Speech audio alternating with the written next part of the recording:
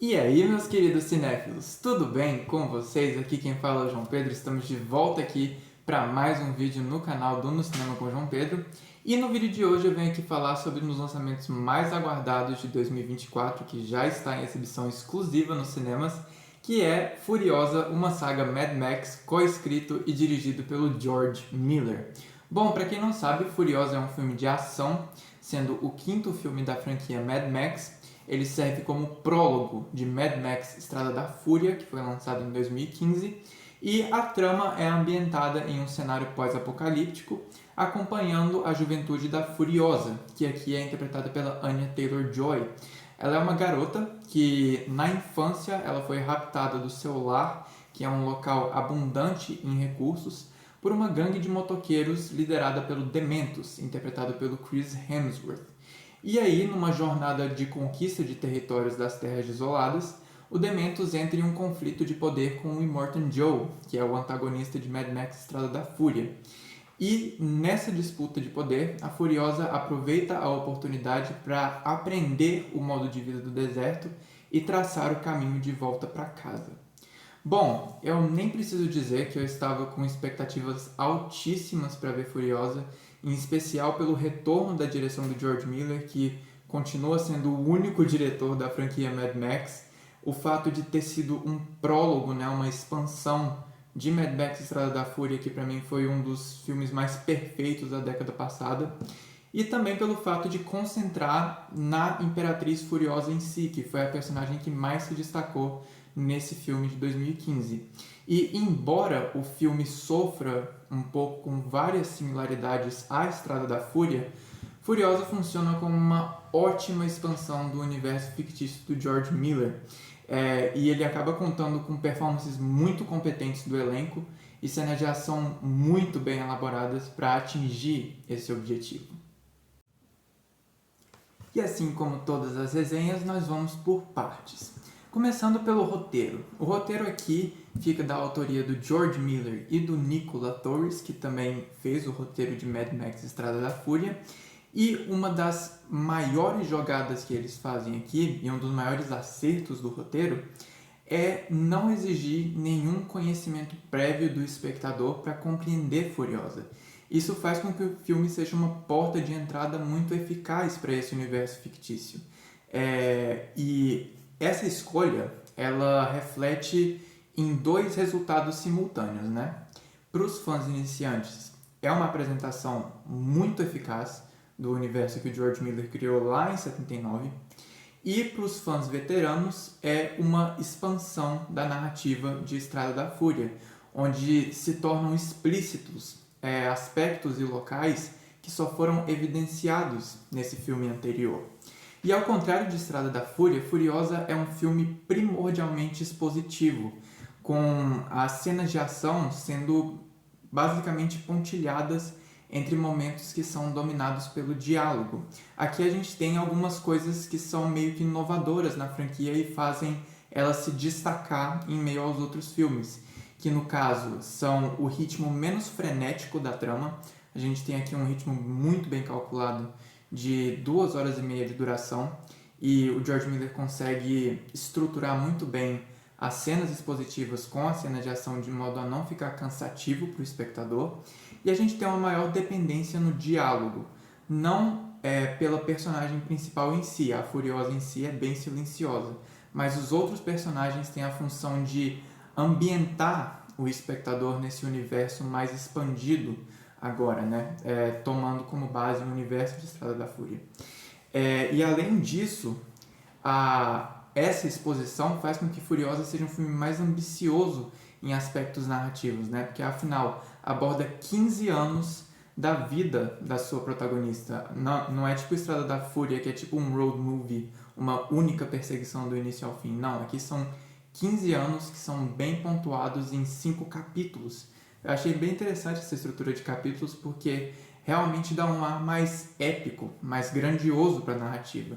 E a gente encontra praticamente todas as marcas registradas da franquia aqui. A gente tem a jornada anti-heróica da protagonista, o retrato da violência como algo que é capaz de moldar uma pessoa, a dualidade entre o protagonista, né, a protagonista, e o antagonista como dois lados da mesma moeda, os vilões excêntricos e insanos, e as cenas de ação muito bem elaboradas. Esse filme cumpre literalmente todos os pré-requisitos de um bom filme de Mad Max. Porém, infelizmente, esse roteiro não é perfeito, porque quando você vê mais de perto, é impossível você não notar algumas similaridades entre esse filme e Estrada da Fúria. Inclusive, algumas cenas têm uma dinâmica muito parecida com Estrada da Fúria, em especial nas cenas de ação. Claro que a trajetória da Furiosa é completamente diferente da do Max, tem muito mais nuance, tem muito mais substância, mas mesmo assim essas similaridades são bem notáveis e isso foge um pouco da originalidade e da praticidade que o Estrada da Fúria estabeleceu em 2015. E no quesito do elenco, nós encontramos algumas das maiores forças de Furiosa, começando pela Anya Taylor-Joy, que consegue assumir o bastão que foi deixado pela Charlize Theron em 2015 com Mad Max Estrada da Fúria de uma maneira impecável. Aqui ela tem a proeza incrível de conseguir comunicar as emoções de sua personagem usando majoritariamente os olhos e suas expressões faciais, e usando o mínimo de diálogos possível. Isso faz com que a performance dela tenha uma fisicalidade muito notável. E o mesmo pode ser dito pela Alayla Brown, que aqui interpreta uma versão mais jovem da Furiosa. E ela, além de ser idêntica à Anya Taylor-Joy, consegue ter a mesma capacidade que a Anya tem de comunicar as emoções da Furiosa através dos olhos e da expressão facial. O mais interessante aqui é o quanto de tempo de tela que a Alayla Brown tem para desenvolver essa versão mais jovem da Furiosa. Tanto que a Anya Taylor-Joy só entra em cena depois de uma hora e meia de filme. Isso eu achei uma coisa bem legal, bem interessante, porque realmente dá essa vibe de amadurecimento da personagem. Então, isso para mim foi um verdadeiro destaque do elenco. Por outro lado, a gente tem o Chris Hemsworth como o Dementus. Ele é a completa antítese da Furiosa, enquanto a Furiosa é silenciosa, metódica, contemplativa, expressiva com os olhos, né? O Dementus ele é escandaloso, espalhafatoso, insano, carismático. E aqui ele me lembrou muito o Toe Cutter do Mad Max original, que foi interpretado pelo Hugh Keays-Byrne. E pra mim, o Chris Hemsworth roubou muitas cenas aqui. Tipo, foi basicamente o que o Toe Cutter fez no filme original, nesse filme agora. Ele consegue roubar as cenas da protagonista de uma maneira bem eficaz, bem sombriamente cômica também, e às vezes de maneira bem assustadora. Isso pra mim são os dois pilares, né, dos vilões de Mad Max, né? Eles conseguirem ser de alguma forma carismáticos, cômicos, mesmo que de forma sombria, e completamente aterrorizantes. E o Chris Hemsworth cumpre com todos esses pré-requisitos aqui. A performance dele é muito boa, eu destaco muito uma dinâmica que ele tem com a Anya Taylor-Joy no ato final do filme. É simplesmente incrível como que ele consegue interpretar um vilão tão bem. Como personagem original desse filme, a gente tem o Tom Burke, que serve como uma espécie de mentor para a Furiosa. E a dinâmica entre eles dois aqui me lembrou muito a dinâmica entre o Max e a Furiosa em Mad Max Estrada da Fúria. E além disso, a gente tem o retorno de vários rostos familiares aqui de Estrada da Fúria, no caso, né?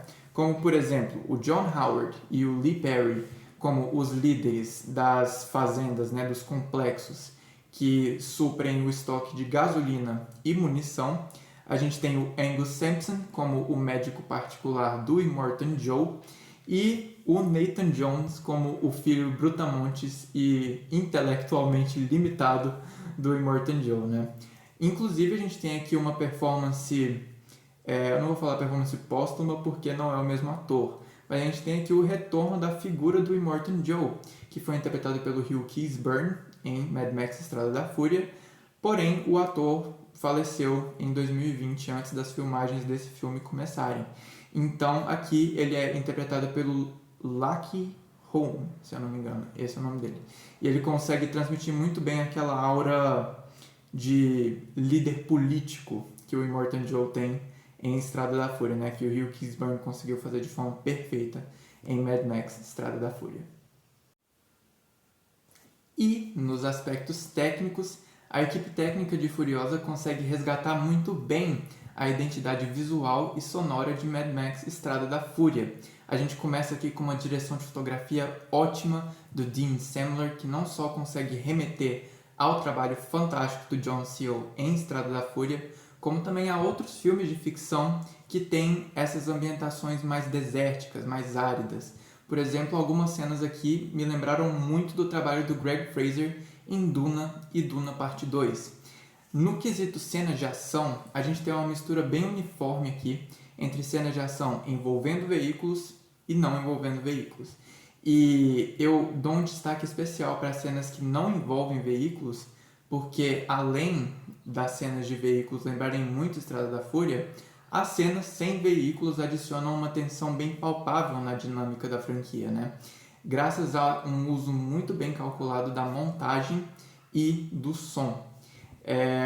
Eu até esqueci de colocar isso daqui no roteiro, mas a gente tem um trabalho fantástico de maquiagem, assim como em Mad Max Estrada da Fúria. Eu dou um destaque especial para o trabalho que foi feito no Immortan Joe, porque afinal não é o mesmo ator que está interpretando, mas a maquiagem faz a gente perceber que poderia ter sido o mesmo ator, porque a fisicalidade do Lucky Home consegue ser bem parecida com a do Hugh Keays-Byrne, e é bem provável que a maquiagem... Não é bem provável, né? É definitivo que a maquiagem fez com que essa similaridade se tornasse mais visível, de modo que a gente acaba não confundindo um ator com o outro.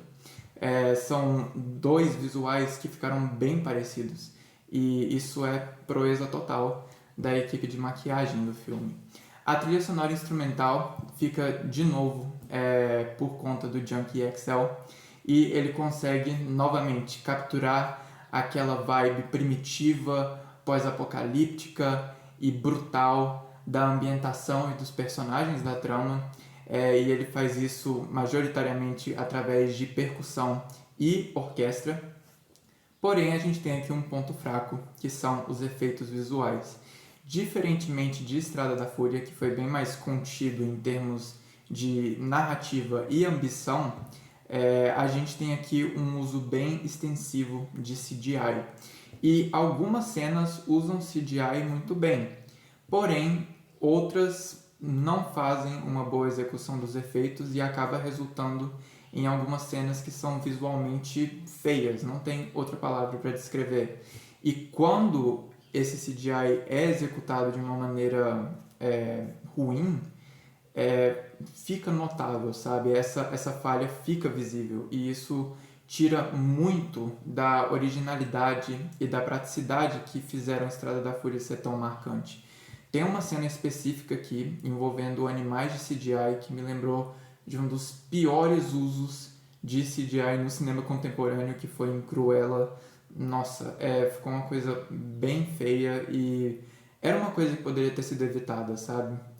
Mas infelizmente eu acho que o orçamento falou mais alto, porque afinal essa é a produção mais cara feita em território australiano, e isso infelizmente tirou um pouco da praticidade que Estrada da Fúria teve e que fez Estrada da Fúria ser tão marcante, né?